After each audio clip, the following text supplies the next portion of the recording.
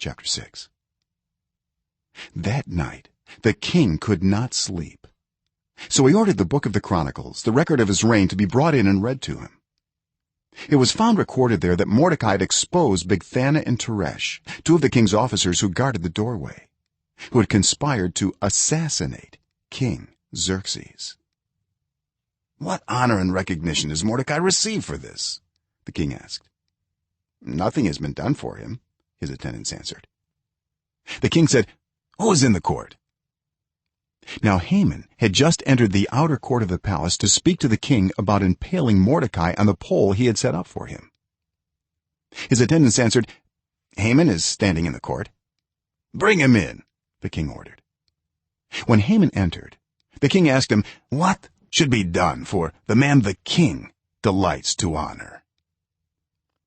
Now Haman thought to himself, "Who is there that the king would rather honor than me?" So he answered the king, "For the man the king delights to honor, have them bring a royal robe the king has worn, and a horse the king has ridden, one with a royal crest placed on its head. Then let the robe and horse be entrusted to one of the king's most noble princes. Let them robe the man the king delights to honor, and lead him on the horse through the city streets, proclaiming before him, 'This is what is done for the man the king delights to honor.'" "Go at once," the king commanded Haman. "Get the robe and the horse, and do just as you have suggested for Mordecai the Jew, who sits at the king's gate. Do not neglect anything you have recommended." So Haman got the robe and the horse.